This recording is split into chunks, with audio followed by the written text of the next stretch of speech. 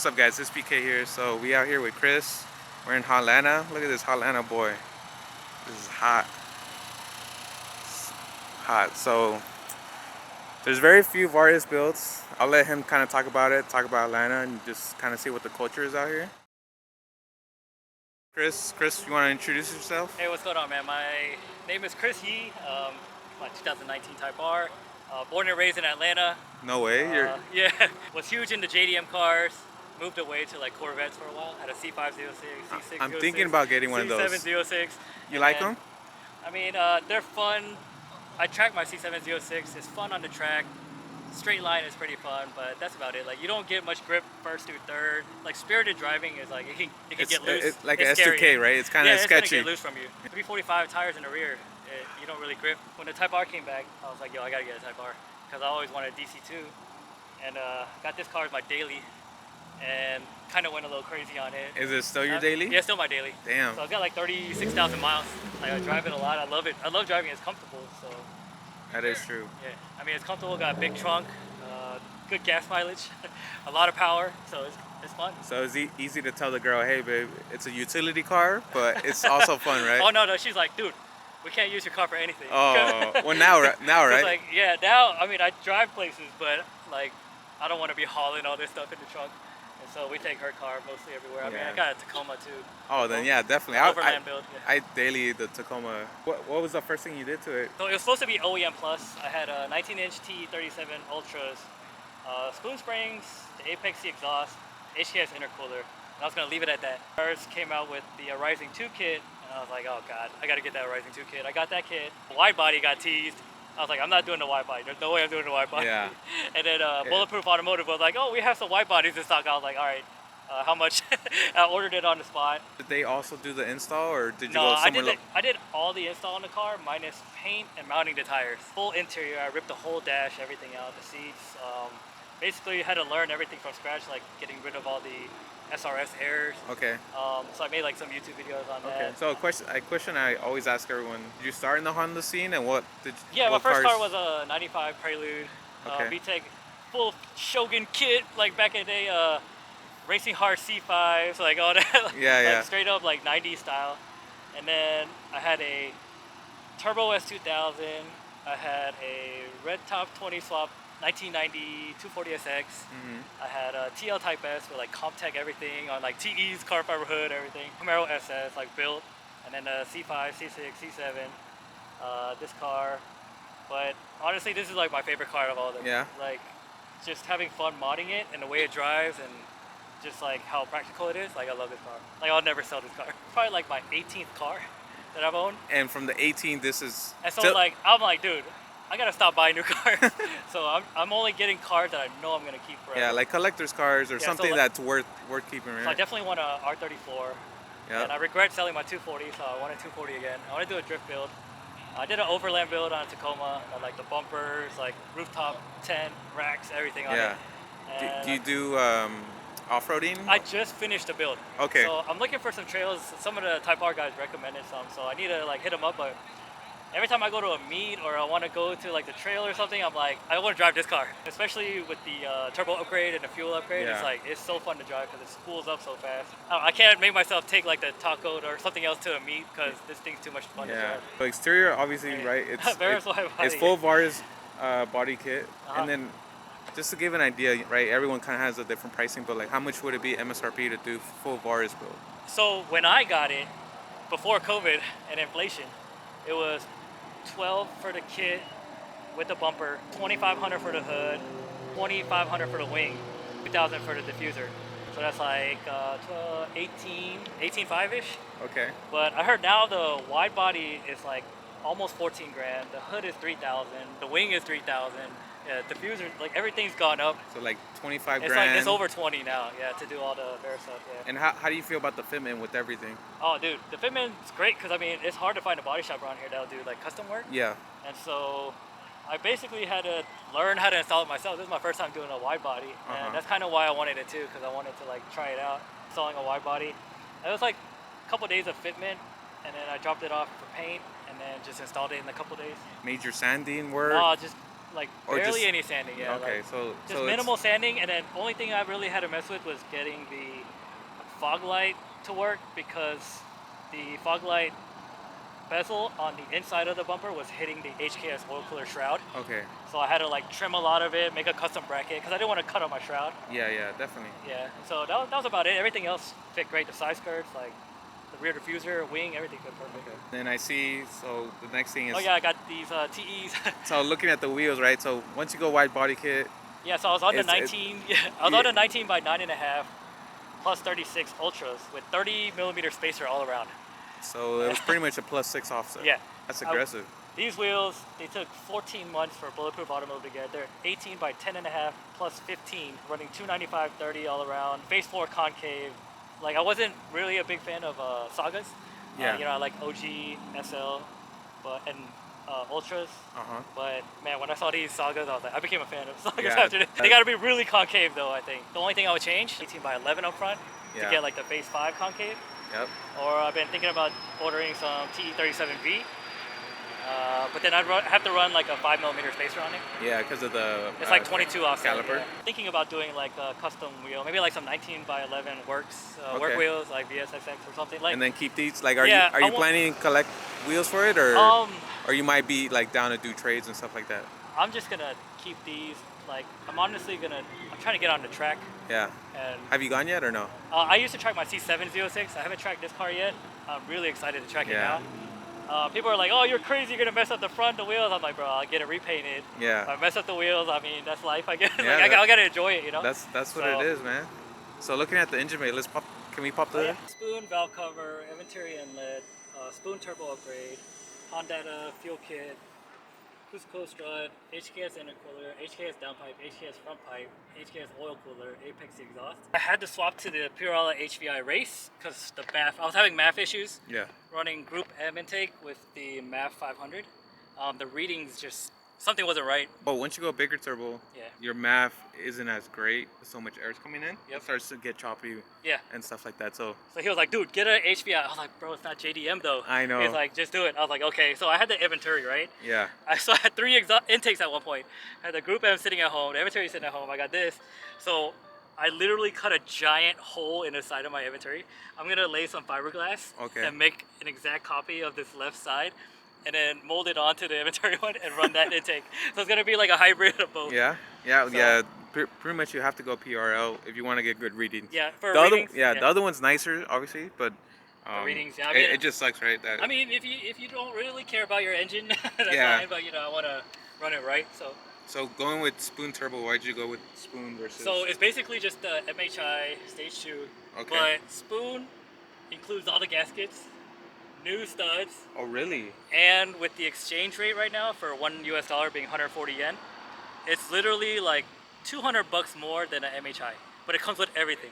Yeah. So honestly, like for $200 to get everything all in one kit, It's probably what you're gonna spend yeah, either way. buying right? the stuff yourself and sourcing it, and plus it's got the Spoon logo.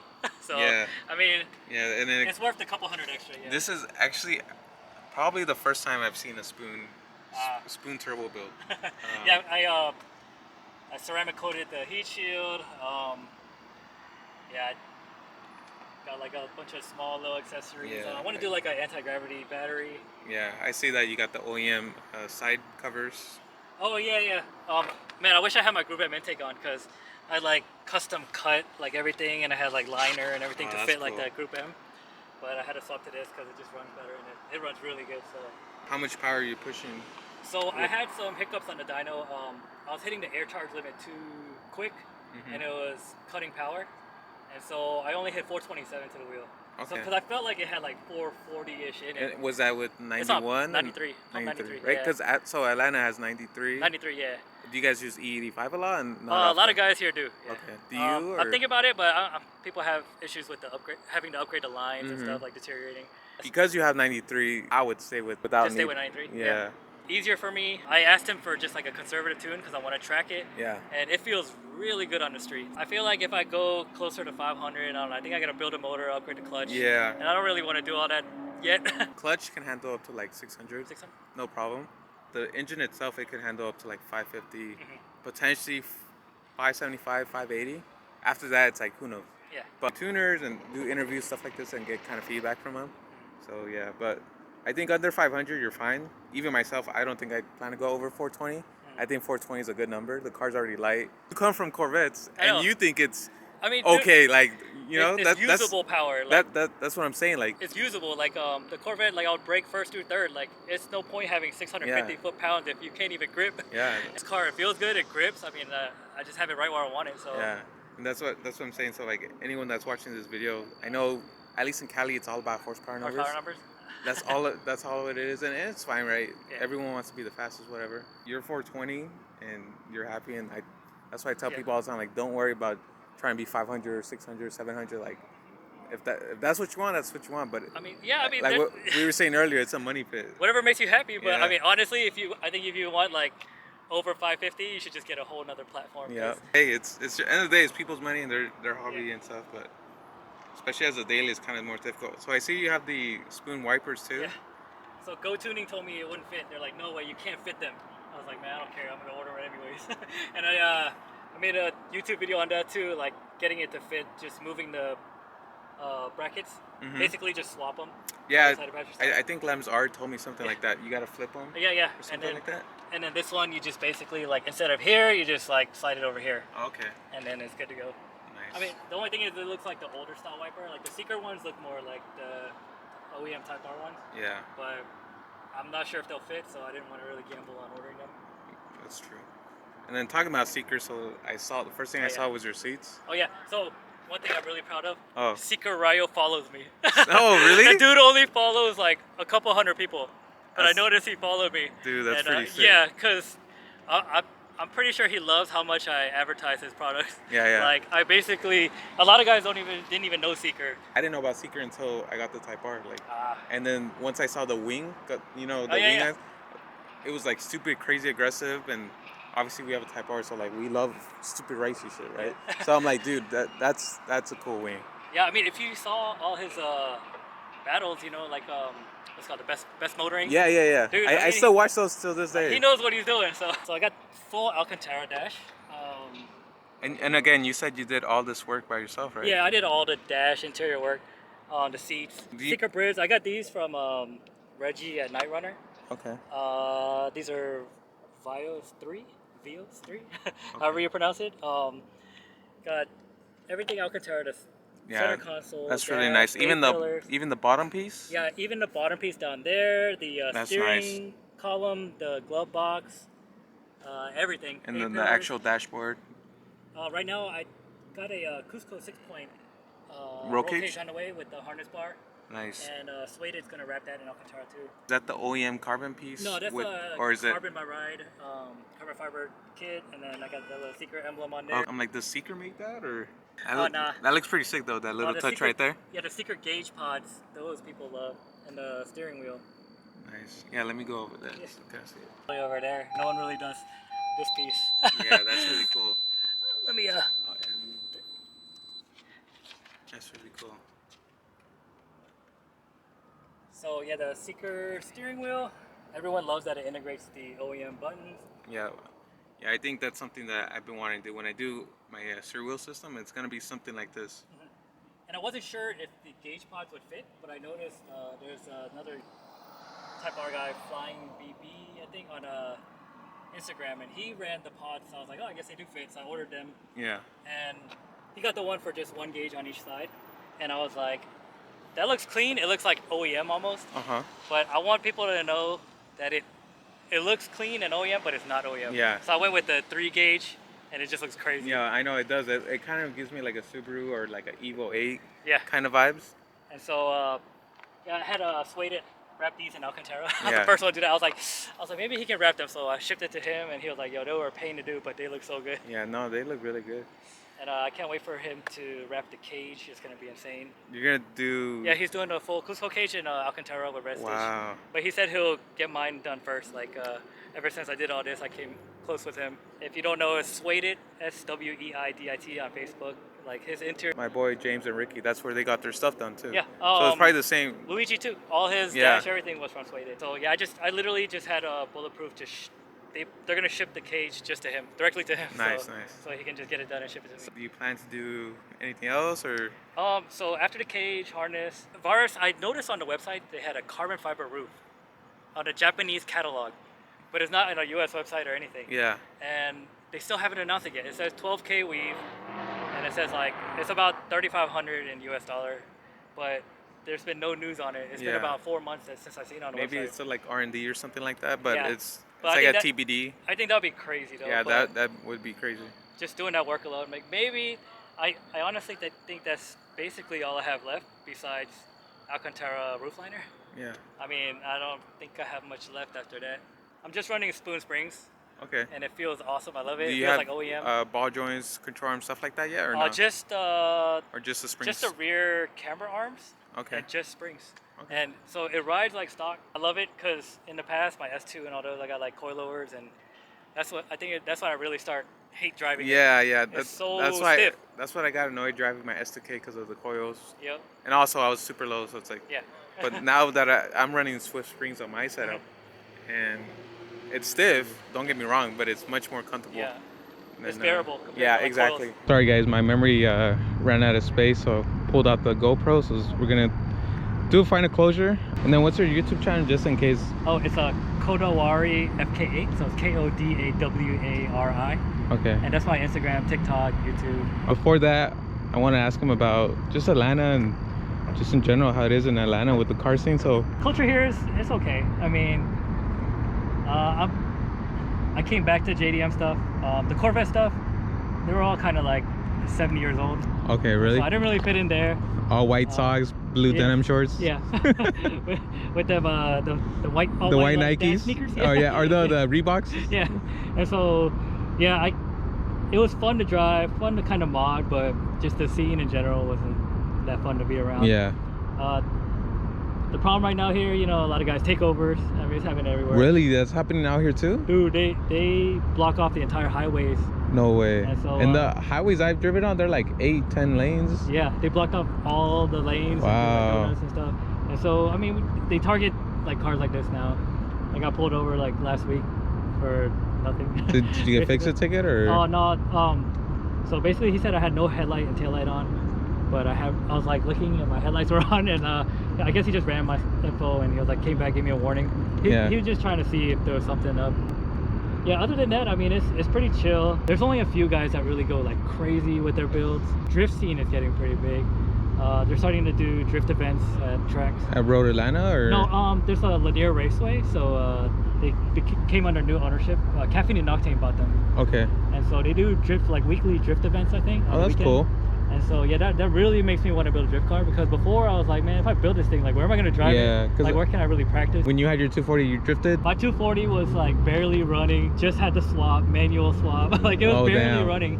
And I was like 19, and I was like looking up all the parts I want, and I was like, yo, I need like another 20 grand. And I'm like 19 years old. And so I sold that thing. You're like, there's no way. And now it's, I don't know about here, but in Cali, so a 240, for example, it's like, it used to be like 1,000, 2,000. Now they're like 10 grand clapped out with the single cam, like not even like nothing crazy. Yo, like my 240 was super clean, no rust, nothing, $600.